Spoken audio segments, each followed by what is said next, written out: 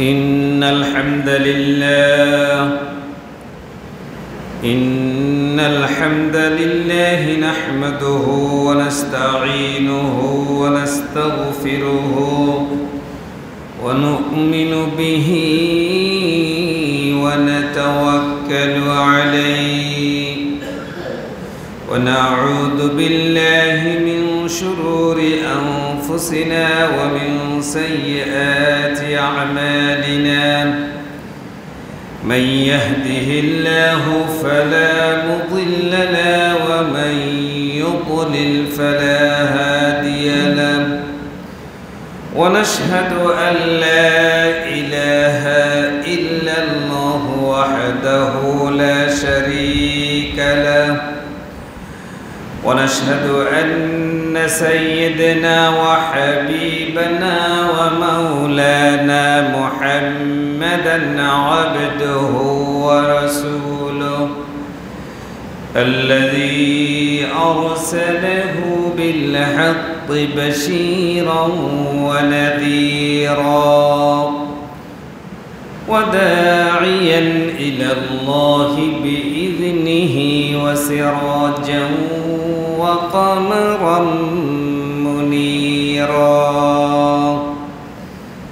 فقد قال الله تعالى في كلامه المجيد وفرقانه الحميد أعوذ بالله من الشيطان الرجيم بسم الله الرحمن الرحيم إن الله وملائكته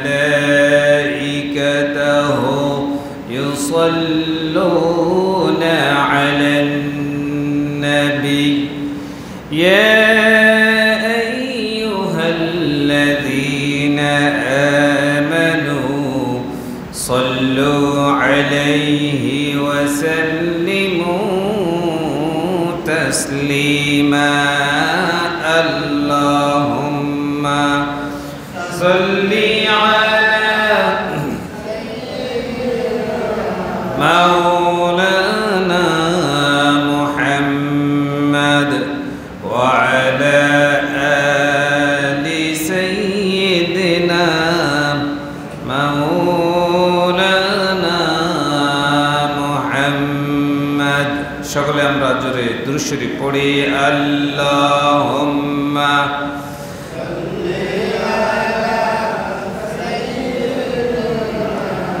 مولانا محمد وعلى آل سيدنا مولانا محمد بلغ العلا بكماله كشف الدجى بجماله حسنت جميع خصاله صلوا عليه وآله بلغ العلا كشف الدجى بجماله حسنت جميع خصاله صلوا عليه وآله الحمد لله ঐতিহ্যবাহী মাসিমপুরকে দিয়ে জামে মসজিদ কর্তৃক আয়োজিত সাপ্তাহিক আজকের জুমার সমাবেশে সমাজ এবং এলাকার বিভিন্ন প্রান্ত থেকে আগত সম্মানিত ইসলাম প্রিয় তাওহীদি জনতা হযরত উলামায়ে কেরাম শ্রদ্ধাভাজন মুরব্বিয়ান ইজম সম্মানিত যুবক ভাইয়েরা পর্দার আড়ালে যারা আমাকে শুনতে পাচ্ছেন যারা যুক্ত আছেন আমার সম্মানিতা শ্রদ্ধেয়া মা এবং বোনেরা শুরুতে আমি আপনাদেরকে আন্তরিক ধন্যবাদ মোবারকবাদ জানিয়ে সালাম পেশ করছি আসসালামু আলাইকুম ওয়া রাহমাতুল্লাহি ওয়া বারাকাতুহু আমরা মহান আল্লাহ রাব্বুল ইজ্জত ওয়াল জালালের দরবারে সর্বপ্রথম লাখ কোটি শুকরিয়া জ্ঞাপন করছি যে মহান রব্বুল ইজ্জত ওয়াল জালাল আজকে আমাদেরকে উত্তপ্ত পরিবেশের মধ্যে আমাদেরকে আল্লাহর ইবাদত করার জন্য মসজিদে আসার, বসার, কথা বলার, কথা শোনার যিনি শারীরিক সক্ষমতা এবং মানসিক শক্তি যিনি দান করেছেন, ওনার শেখানো ভাষায় ওনার আলিশান দরবারে আমরা কালিমাতুশ শুকর আদায় করছি। সকলে উচ্চ কণ্ঠে বলছি আলহামদুলিল্লাহ। সাথে সাথে আল্লাহ সৃষ্টির প্রধান আকর্ষণ, বিশ্বসভার সভাপতি, পৃথিবীর শ্রেষ্ঠতম মহামানব, আশরাফুল আম্বিয়া, খাতামুন নবিয়্যিন, নবিয়্যুনা মুহাম্মদুর রাসূলুল্লাহ, সবাই বলছি সাল্লাল্লাহু আলাইহি ওয়াসাল্লামের উপর দরুদ পেশ করছি। আল্লাহুম্মা সাল্লি আলাইহি, আল্লাহুম্মা বারিক আলাইহি। সম্মানিত ভাইয়েরা, আপনারা সবাই কেমন আছেন? আলহামদুলিল্লাহ, আপনাদের তো আমিও ভালো আছি। আমাদেরকে যিনি ভালো রাখেন ওনার নাম কি? এই যে উত্তপ্ত পরিবেশ, যিনি এই তাপ দাহ যিনি প্রদান করছেন ওনার নাম কি? আবার মাঝে মাঝে যে বাতাস প্রবাহিত হচ্ছে সেই বাতাস যিনি দান করতেছেন তিনার নাম কি? এই জন্য শুকরিয়া আদায় করবো কার? আল্লাহ। শুকরিয়া আদায় করতে আমাদের কোনো অসুবিধা আছে? এখন আমরা অনেকে আল্লাহ বলছি না, এখন যারা আছে অনেকের মুখ নড়ছে না। আমরা শুকরিয়া আদায় করবো কার? এই জন্য আরেকবার বলছি আলহামদুলিল্লাহ।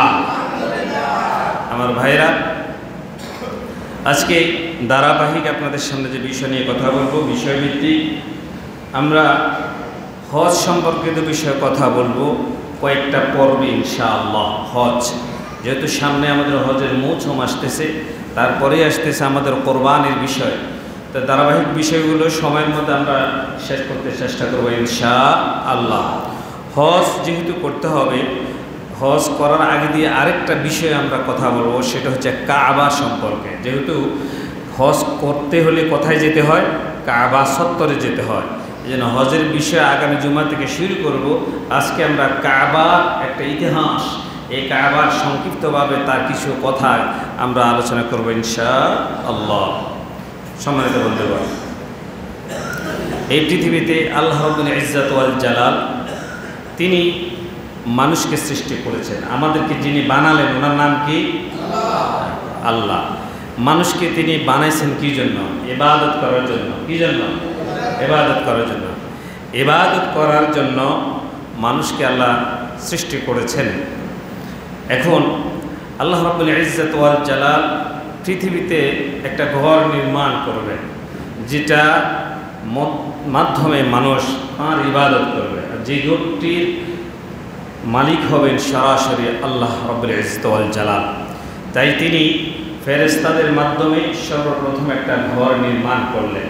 ওই ঘরটার নাম হচ্ছে কাবা ঘর। কি ঘর? কাবা ঘর। কাবা ঘর, কাবা আরবি শব্দ। কাবা শব্দের অর্থ হচ্ছে উঁচু স্থান, উঁচু জায়গাকে কাবা বলে। তাহলে কাবা শব্দের অর্থ হচ্ছে উঁচু স্থান। এটা হচ্ছে centre point of the world, পৃথিবীর মধ্যম জায়গা, একেবারে মাঝখানের জায়গা যেখানে, সেটার নাম হচ্ছে কাবা।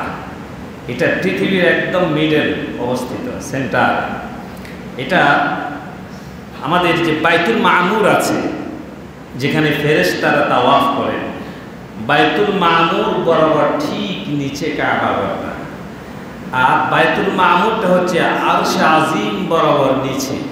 আল্লাহ যে জায়গায় অবস্থান করছেন সেটার নাম হচ্ছে আরশে আজিম। আরশের বরাবর নিচে হচ্ছে বাইতুল মামুর।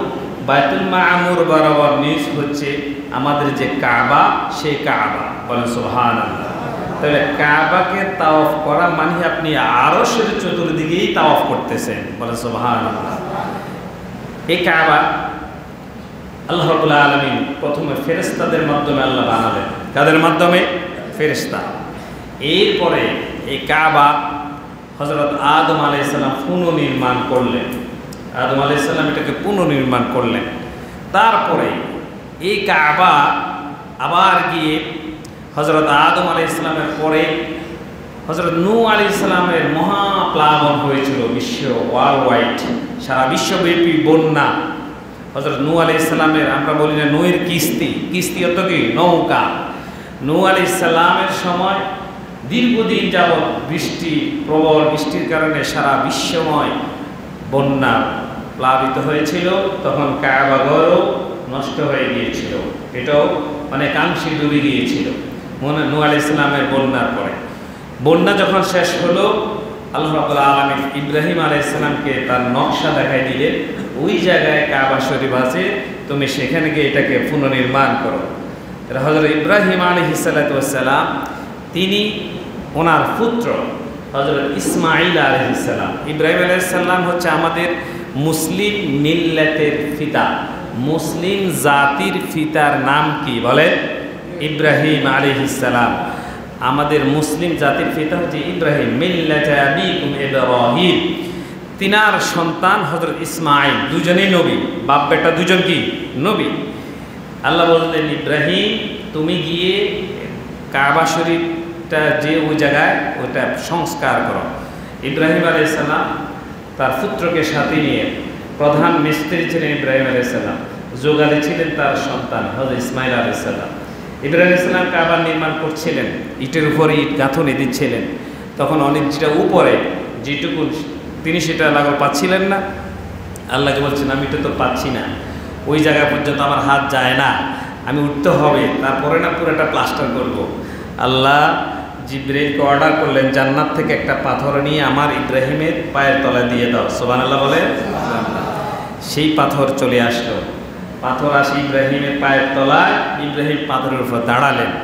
দাঁড়ানোর পর এটা অটোমেটিকলি তিনি যখন উপর উঠতে চাইবেন পাথর উপরে ওঠে, তিনি ডান দিকে লেফন দিতে চাইবেন পাথর ডান দিকে যায়, তিনি নিচে নামতে চাইলে এমনিতে আল্লাহর হুকুমে এই পাথর অটোমেটিক উপরে নিচে ডানে বামে মুভমেন্ট করার শক্তি দিয়েছেন কে?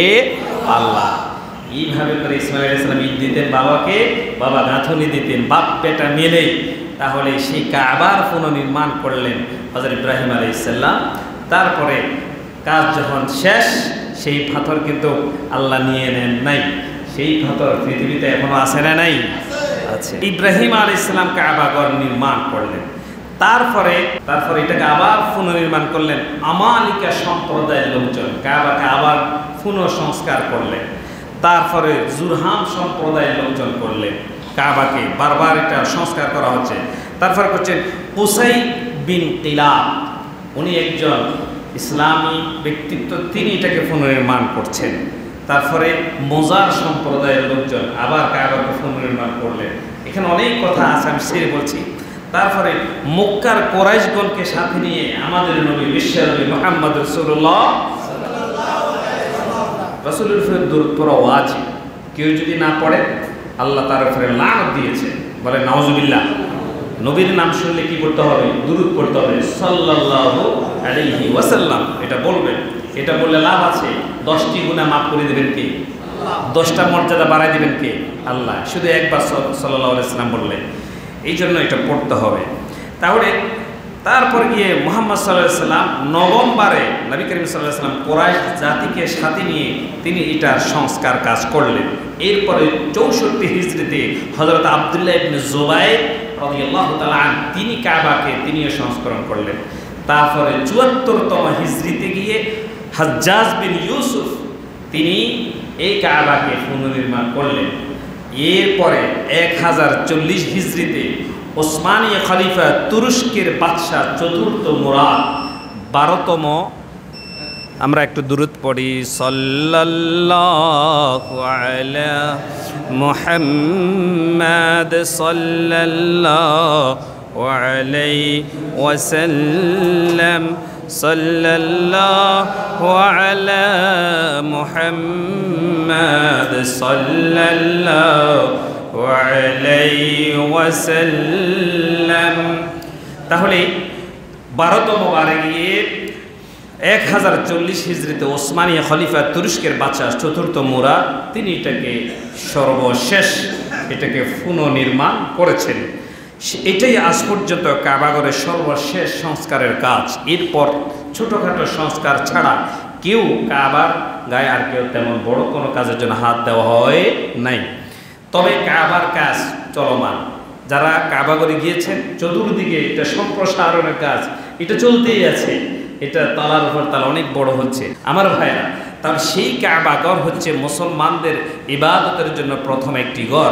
বিশ্বের মানচিত্রে যিনি নির্মাণ করলেন তিনার নাম কি? আল্লাহ। আল্লাহ রাব্বুল আলামিন বলেন, ইন্না আউওয়ালা বাইতিন ওয়ুদিআ লিন-নাসি লাল্লাযী বিবাক্কাতা মুবারাকান ওয়া হুদাল লিল-আলামিন। আল্লাহ পাক বলছেন, ইন্না আউওয়ালা বাইত, নিশ্চয়ই বিশ্বের প্রথম ঘর, উদিআ লিন-নাস, আমি মানুষদের জন্য নির্মাণ করেছি। বিশ্বের প্রথম ঘর, ইবাদতের জন্য প্রথম ঘর আমি মানুষদের জন্য বানাইছি। কোথায়? লাল্লাযী বিবাক্কাতা, মক্কা নগরীতে। মক্কার আরেক নাম হচ্ছে বাক্কা, এটাকে তখন বাক্কা বলা হতো, এটার নাম মক্কা। এই মক্কা নগরীতে আল্লাহ বলছেন মানুষদের জন্য, মুসলমানদের জন্য বলা হয় না, লিন্নাস, মানুষের ইবাদতের ঘর। তাহলে এটা শুধু মুসলমানের জন্য নয়, সমস্ত মানুষ ইবাদত করতে পারবে, তবে সাইনবোর্ড লাগাইতে হবে মুসলমানের, ঠিক কিনা? মুসলমান হয়েই সেখানে চলে গিয়ে ইবাদত করার সুযোগ আছে। তাহলে সারা বিশ্বের মানুষের জন্য প্রথম ইবাদতের জন্য আল্লাহ যে ঘর বানালেন সেটা হচ্ছে মক্কা নগরীতে। কেন বানালেন? আল্লাহ বলছেন, মুবারাকান ওয়া হুদান লিল আলামিন, এটা বিশ্বের মানুষের জন্য বরকত এবং হেদায়াত। এই কাবা ঘরের মধ্যে আছে মানুষের জন্য হেদায়াত। অনেকে সেখানে গিয়ে হেদায়েত প্রাপ্ত হয়, ঠিক কিনা বলুন? হজ করতে গিয়ে এসে আর কোনোদিন নামাজ মিস করেন না, এরকম অনেক মানুষ আছে। সেখানে গিয়ে হেদায়েতের আশা যায়, যারা হজ করতে যায় হেদায়েতের আশা নিয়ে যায়, ঠিক কিনা বলুন? আল্লাহ সন্তুষ্টির জন্য যায় না, মানুষকে দেখানোর জন্য না, হেদায়েতের জন্য আর বরকতের জন্য সেখানে যায়। তারপর আল্লাহ বলছে সেখানে কি আছে? আল্লাহ রাব্বুল আলামিন বলছেন, ফীহি আয়াতুম বাইয়িনাতুম মাকামু ইব্রাহিম। আল্লাহ রাব্বুল আলামিন বলছেন সেখানে আছে মাকাম ইব্রাহিম। ফীহি আয়াতুম বাইয়িনাতুন, কাবার চত্বরে আল্লাহর সুস্পষ্ট নিদর্শন সমূহ আছে। তোর মধ্যে একটা হচ্ছে মাকামে ইব্রাহিম। মাকাম ইব্রাহিমের অর্থ হচ্ছে যে পাথরের উপর ইব্রাহিম দাঁড়িয়ে কাবাঘর বানালেন ওটাকে বলে মাকামে ইব্রাহিম। এটা কাবার সাথে আছে। যারা হজ করে ওনারা 7 চক্কর দিয়ে 2 রাকাত নামাজ পড়তে হয় মাকামে ইব্রাহিমের ভিতরে। মাকামে ইব্রাহিমের ভিতরে 2 রাকাত নামাজ পড়তে হয় ওই জায়গায়, এটাকে বলে মাকামে ইব্রাহিম, নামাজ পড়ার একটা জায়গা। তারপরে মাকাম ইব্রাহিম সালাত আদায় করার জন্য আল্লাহ পাক নির্দেশ দিচ্ছেন, ওয়াত্তাখিযু মিন মাকামি ইব্রাহিম মুসাল্লা, তোমরা ইব্রাহিম যে পাথরে দাঁড়িয়ে কাবাঘরটা বানালেন, তোমরা তাওয়াফ শেষ করে সেই পাথরের পাশে কিংবা আঙ্গিনা গিয়ে 2 রাকাত নামাজ পড়ো। এ অর্ডার কার? আল্লাহ। পড়েন না? যারা হজ করছেন নিশ্চয়ই পড়েছেন, অনেক কষ্ট করতে হয় সেই জায়গায় পৌঁছতে, অনেক ঠেলাঠেলি, অনেক মানুষের সমাগম, সেখানে লাখ লাখ মানুষকে এড়িয়ে গিয়ে নামাজ পড়তে হয়। তবে সবাই পড়তে পারে, এটার ব্যবস্থাপনা সরাসরি কে করেন? আল্লাহ করেন। এখানে পুলিশ বাহিনী দিয়ে এই জায়গাটা নিয়ন্ত্রণ করা সম্ভব নয়। আল্লাহর স্পেশালি এবং সরাসরি রহমত আর কন্ট্রোলিং পাওয়ার না থাকলে বলে সুবহানাল্লাহ। এটা হচ্ছে সারা বিশ্বের মানুষের জন্য কাবা। আল্লাহ রাব্বুল আলামিন বলেন, ওয়া মিন হাইসু খারাজতা ফাওয়াল্লি ওয়াজহাকা শাতরাল মাসজিদিল হারাম। ও নবী, আপনি যেখান থেকে বের হন না কেন, তোমরা পৃথিবীর যে কোনো জায়গা থেকে বের হও না কেন, আজান যখন দিয়ে দিবে তখন তোমরা বাইতুল্লাহর দিকে ফিরে নামাজ পড়তে শুরু করো। সুবহানাল্লাহ। কোন দিকে ফিরে নামাজ পড়বে? বাইতুল্লাহর দিকে ফিরে। এটা মুসলমানদের কিবলা হিসেবে, গোটা বিশ্বের মানুষের কিবলা হিসেবে স্থায়ীভাবে সমাধান দিয়েছেন কে? আল্লাহ। এবং এটা মানব জাতির জন্য একটা মিলন কেন্দ্র। আল্লাহ পাক বলছেন, وَإِذْ جَعَلْنَا الْبَيْتَ مَثَابَةً لِلنَّاسِ وَأَمْنًا। কাবাটা হচ্ছে আমি এমনভাবে তৈরি করেছি সারা বিশ্বের মানুষ সেই জায়গায় গিয়ে একত্রিত হবে। প্রত্যেক বছর লাখ লাখ মানুষ সেখানে মিলন মেলা হয় ইবাদতের নিয়তে। এই সিস্টেমটা আল্লাহ পাক কোরআনে বলে দিয়েছেন। সমস্ত মানুষ আসবে পৃথিবীর চতুর্দিক থেকে, এই কাবা ঘরে আসে মানুষের মিলন মেলা হবে, বলে সুবহানাল্লাহ। তবে এই কাবা নিরাপদ, ওয়ামান দাখালাহু কানা আমিনা। কাবার চত্বরে কোনো ধরনের মারামারি, কোনো ধরনের কিলাকিলি, কোনো ধরনের শিকার করা, গুলি করা, আঘাত করা এটা নিষেধ। এটা আল্লাহর পক্ষ থেকে স্থায়ীভাবে নিষেধ। ওমান দাখালাহু, আল্লাহ বলছেন যারাই কাবার চত্বরে ঢুকে যাবে, আল্লাহ বলছে কানা আমিনা, তার নিরাপত্তার দায়িত্ব দেওয়া সরাসরি আরশের মালিকের। বলে সুবহানাল্লাহ। আল্লাহ বলছেন ফালিয়াবুদু রাব্ব হাযাল বাইত আল্লাযী আত'আমাহুম মিন জু'ইন ওয়া আমানাহুম মিন খাউফ। তোমরা যদি এই রব ঘরের মালিকের ইবাদত করো, কাবার ঘরের মালিকের নাম কি? আরো জোরে বলুন। আল্লাহ বলছেন যদি কাবা ঘরের মালিকের ইবাদত যদি তোমরা করো, রব্বুল আলামিন তিনি বলছেন আমি তোমাদেরকে দুইটা জিনিসের গ্যারান্টি দিব। সেটা হচ্ছে কি, আল্লাযী আত'আমাহুম মিন জু', ক্ষুধার সময় তোমাদের খাবারের ব্যবস্থা করে দিব আমি রব্বুল আলামিন। 2 নম্বরে তোমাদেরকে যাবতীয় বিপদ থেকে নিরাপত্তা দান করিব আমি রব্বুল আলামিন। বলেন সুবহানাল্লাহ। কাবা ঘরের মালিক যিনি, এই ঘরের মালিকও তিনি। তাহলে সেই ঘরের মালিকের ইবাদত করা মানে হচ্ছে এই ঘরের মালিকেরও ইবাদত করা। তো এই ঘরের মালিকের ইবাদত যারা করবে, দুইটা জিনিসের গ্যারান্টি আছে। নাম্বার 1 হচ্ছে আপনি না খেয়ে মরবেন না, কোনো নামাজি না খেয়ে মরবে না, বলেছেন কে? আল্লাহ বলছেন। এরপরে বিপদে তাকে নিরাপত্তা, সেফটি অ্যান্ড সিকিউরিটি যিনি দান করবেন তিনার নাম কে? আল্লাহ। এটা বিশ্বাস রেখে তারপর মসজিদে ঢুকবেন, দেখবেন যে দুইটা জিনিস আপনি হাতে হাতে প্রমাণ পাবেন। কারণ কোরআন কোনোদিন মিথ্যা হতে পারে না। সূরাতুল কুরাইশ এই কথাটা আছে। আমার ভাইরা, এইটা এমন এক জায়গা কাবা, এখানে আবার সব মানুষ যেতে পারবে না। সব মানুষ যাওয়ার সেখানে পারমিশন নাই। কোনো কাফের, মুশরিক, ইহুদি, নাসারাদের সেখানে প্রবেশ স্থায়ীভাবে নিষিদ্ধ করেছেন কে? আল্লাহ বলছেন। আমার আল্লাহ বলছেন ইয়া আইয়ুহাল্লাযীনা আমানু ইন্নামাল মুশরিকুনা নাজাসুন ফালা ইয়াকরাবুল মাসজিদাল হারাম। আল্লাহ আমাদেরকে বলছে এ মুমিনরা, ইন্নামাল মুশরিকুনা নাজাস, নিশ্চয়ই যারা মুশরিক ইহুদি, নাসারা, খ্রিস্টান তারা হচ্ছে জাতিগতভাবে নাফাক। মুশরিকরা ফাকরা নাফাক বলে। ইহুদি খ্রিস্টান তারা কি পবিত্র না অপবিত্র? পোশাক আশাক যতই পরিষ্কার থাকো, আকীদার দিক থেকে, বিশ্বাসের দিক থেকে তারা হচ্ছে অপবিত্র, তারা নাফাক। এটা হচ্ছে আভ্যন্তরীণ নাফাক। বাহ্যিক নাফাকের বিষয় এখানে বলা হয় নাই। তারা আকীদার দিক থেকে তারা আল্লাহকে বিশ্বাস করে না, তারা পরকালকে বিশ্বাস করে না, এই জন্যই তারা আকীদার দিক থেকে নাপাক। আর এই নাপাক জাতের লোকগুলো যাতে মসজিদে হারামের নিকটেও না যায়, আল্লাহ ঘোষণা দিয়েছে, ভিতরে না নিকটে। ফালা ইয়াকরাবুল মাসজিদাল হারাম, তারা যেন মসজিদে হারামের কাছেও না যায়, এই নির্দেশ দিয়েছেন কে? আল্লাহ। তবে এটা শুধু ওই মসজিদের জন্য। মসজিদে হারাম যেটা, মসজিদের হারাম কোনটা আপনারা জানেন? কালো যে গড়টা আছে, কালো যে, এটা কিন্তু মসজিদে হারাম না, এটা হচ্ছে কাবা, যেটা গিলাপ জড়ানো, এটার নাম কি? কাবা। আর মসজিদে হারাম কোনটা? এটার চারপাশে এই যে বাউন্ডারি করা যেটা চারপাশে, ওইটার নাম হচ্ছে মসজিদে হারাম। এটার মসজিদে হারামের মাঝখানে হচ্ছে কি? কাবা। এই পুরো অংশের ভিতরে কোন ইহুদি, নাসারা, মুশরিক প্রবেশ করতে পারবে না। এটা নিষেধাজ্ঞা দিয়েছেন কে? আল্লাহ। এটা নিষেধ করেছেন। ইহা ছাড়া পৃথিবীর অন্য যে কোনো মসজিদে তারা প্রবেশ করতে পারবে, কোনো অসুবিধা নাই। আমরা দেখেছি, আমি বাহরাইনের জাতীয় মসজিদ জামে আল ফাত, ওখানে দেখেছি খ্রিস্টানরা, ইহুদিরা সেখানে ঢোকে, তাদেরকে গার্ডলাইনার আছে, জুব্বা পরিয়ে দেয়। খ্রিস্টানরা যখন আসে, দেখতে আসে, জুব্বা পরিয়ে দিলে ওটা পরে, ওরা তো শর্ট প্যান্ট পরে আসে, তখন মসজিদের বাইরে রুম আছে, ওখানে তাদের পোশাক চেঞ্জ করে, মুসলমান গাইডলাইনার আছে, ওনারা পোশাক পরিয়ে তারপর উজু করায়, উজু করার মধ্যে আপনি ঢোকেন। সেখানে ঢুকে তারা মসজিদ দেখে, কালিগ্রাফি দেখে, ইসলামের অনেক কিছু দেখে, তাদেরকে বুঝায়, ইংলিশে ট্রান্সলেট করে। অনেক ভাই আছে তারা শিখায়, অনেকে সেখানে ইনস্ট্যান্ট তারা ইসলাম ধর্ম গ্রহণ করে। বলে সুবহানাল্লাহ। তা মসজিদে ঢুকার অনুমতি শুধু কাবা চত্বরে নাই, ইহুদি, খ্রিস্টান না, বাকি পৃথিবীর সব মসজিদ ইচ্ছা করলে তারা ঢুকতে পারবে। আমাদের এখানে যদি কোনো ইহুদি, নাসারা, খ্রিস্টান এসে এখানে বসলে আপনি বের করে দিতে পারবেন না। কারণ এখান থেকে সে হেদায়েত হয়েই যেতে পারে, ঠিক কিনা বলো?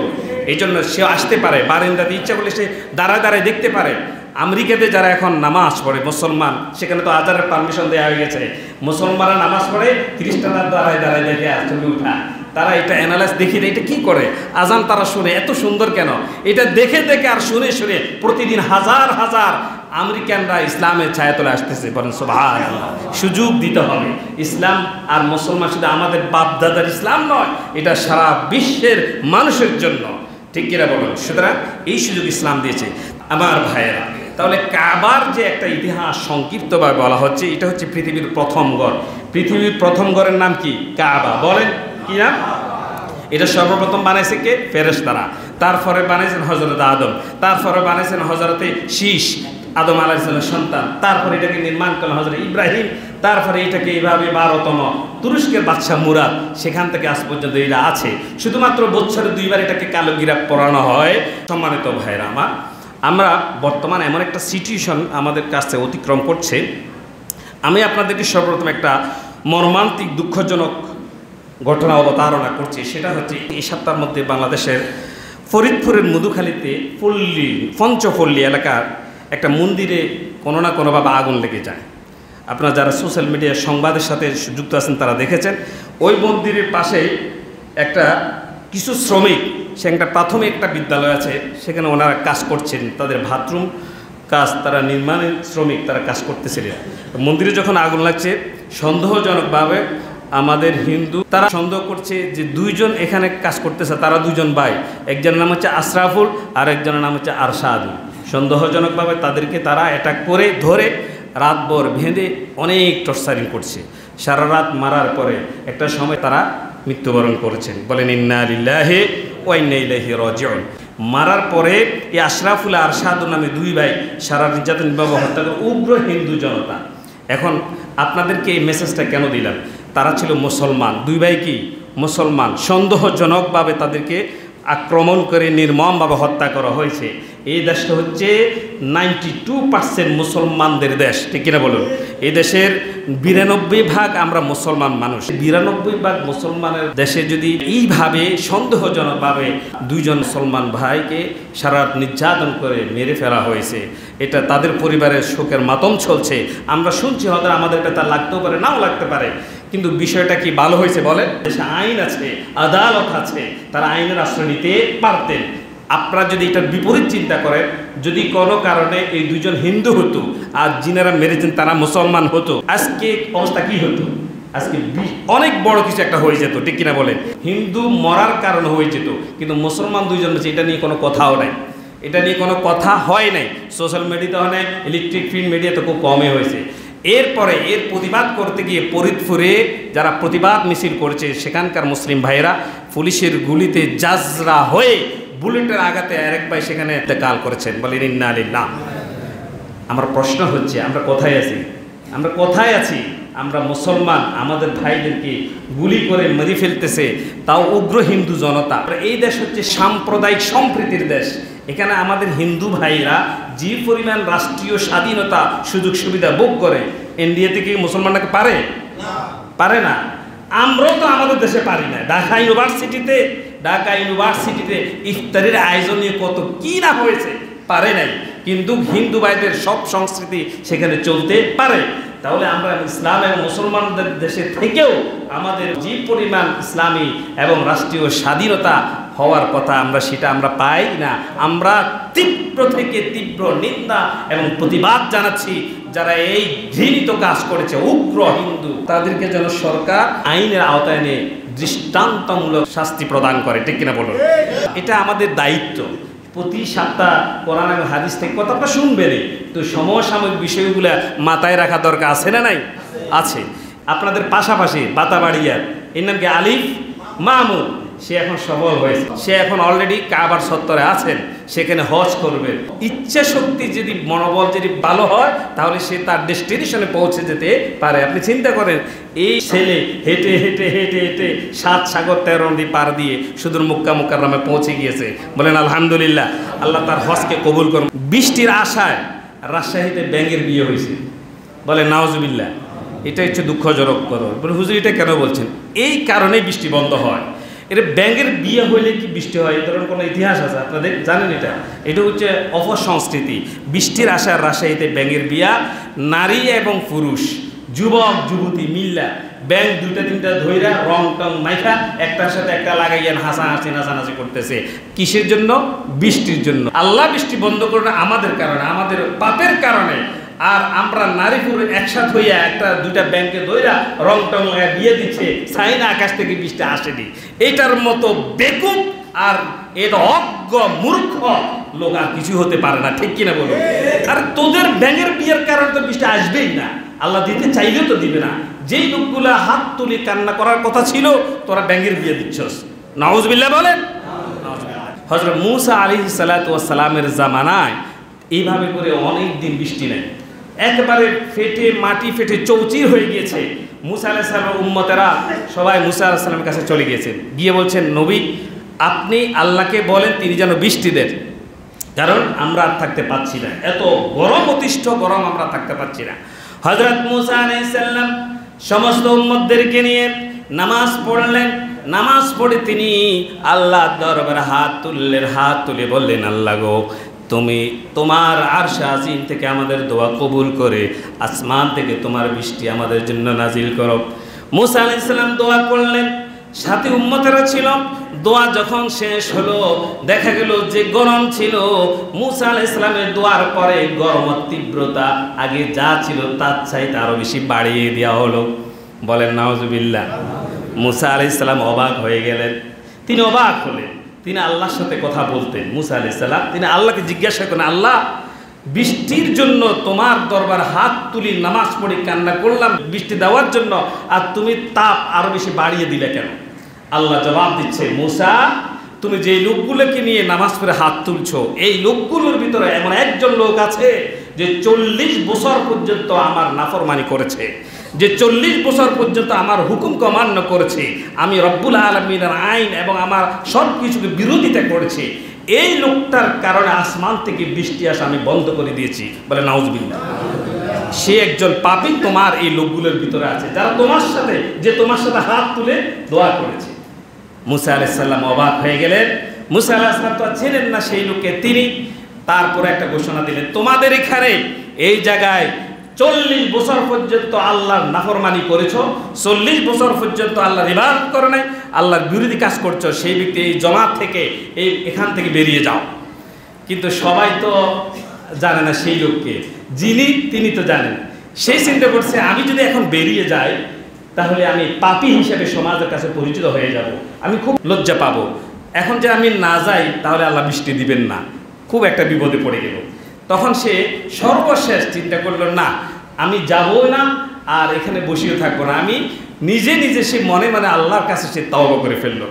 সে বলল, রব্বুল আলামিন 40 বছর পর্যন্ত পাপ করলাম, 40 বছর পর্যন্ত তুমি আমার পাপকে গোপন রেখেছ, 40 বছর পর্যন্ত তোমার নাফরমানি করলাম, 40 বছর পর্যন্ত তুমি আমার নাফরমানিকে গোপন রেখেছ। ওগো রব্বুল আলামিন, আজকে যদি তুমি এই মানুষগুলোর সামনে আমাকে আজকে যদি তুমি প্রকাশ করে দাও আল্লাহ গো, তাহলে তো আমি বিচ্যুত হয়ে যাব। ওগো রব্বুল আলামিন, আমি 40 বছরের পাপের জন্য তোমার কাছে ক্ষমা চাই, আর কোনো দিন করব না নাফরমানি, তোমার বিরোধী কোনো কাজ আমি করব না, আমি তওবা করলাম, আল্লাহ গো তুমি বৃষ্টি দিয়ে দাও। আমার রব্বুল আলামিন এই ব্যক্তি দোয়া করার সাথে সাথে আকাশ থেকে অঝোরধারে বৃষ্টির সাথে সাথেই শুরু হয়ে গেল। বলেন সুবহানাল্লাহ। হযরত মূসা আলাইহিস সালাম অবাক হয়ে গেলেন। তিনি আল্লাহকে বললেন, আল্লাহ ঘটনা কি? বলে কি? বলে তুমি বলছো এখানে এমন একজন লোক আছে যার কারণে বৃষ্টি বন্ধ হয়ে গেল, এখন আমি তো ঘোষণাই করে দিলাম, কেউ তো বের হলো না, তাহলে তুমি এর ভিতরে আবার বৃষ্টি কেন দিয়ে দিলে? এর কারণটা কি? আল্লাহ বলছেন, যে লোকটার কারণে বৃষ্টি বন্ধ ছিল সেই লোকটার কারণে আবার আমি রব্বুল আলামিন বৃষ্টি নাজিল করে দিলাম। সুবহানাল্লাহ। মূসা আলাইহিস সালাম বলে, আমি কিছুই বুঝলাম না আল্লাহ, এটা কি করে হতে পারে? সেই লোকটাকে তুমি তার পরিচয় দিলে না, 40 বছরের পাপ তুমি 10 সেকেন্ডে মাফ করে দিলা, তার একটু পরিচয় তুমি আমাদেরকে দাও। আল্লাহ বলছেন না, এই লোকটা আমার কাছে তওবা করেছে, ক্ষমা চেয়েছে। ওরে মূসা, যে লোকটা 40 বছর পর্যন্ত আমার নাফরমানি করেছে, 40 বছর পর্যন্ত আমার বিরোধিতা করেছে, আমি 40 বছর পর্যন্ত তাকে কারো নিকট প্রকাশ করে দেই নাই। 40 বছর পর্যন্ত তার পাপটা আমি রব্বুল আলামিন গোপন করে রাখলাম। 40 বছর পর আজকে সে তাওবা করলো। আমি কি করে আজকে তার তাওবা করার পরও তোমাদের সামনে তাকে প্রকাশ করে দিতে পারি? আমি রব্বুল আলামিন 40 বছর যেভাবে তার পাপকে গোপন করলাম, এখনো আমি তার পাপটাকে গোপন নয়, শুধু মাফ করে আকাশ থেকে বৃষ্টি নাজিল করে দিলাম। সুবহানাল্লাহ। সেই পাপের কারণে আমাদেরও বৃষ্টি বন্ধ হয়ে গেছে। পাপের কারণে, আর কোনো কারণ নয়। আমাদের কারণে লাহা মা কাসাবাত ওয়া আলাইহা মাকতাসাবাত, আমাদের হাতের কামাই, অন্যায় অপরাধ কারণেই বৃষ্টি বন্ধ। না হলে এত নামাজ, এত ইবাদত, এত কিছু হচ্ছে, বৃষ্টি তো হচ্ছে না। সুতরাং আমরা বলতে চাই, এই বৃষ্টির জন্য আমরা নিজের আগে সংশোধন হয়ে যাই। আল্লাহ রাব্বুল আলামিন আমাদের দেখবেন যে সময় মতো সব কিছু দিবেন ইনশাআল্লাহ।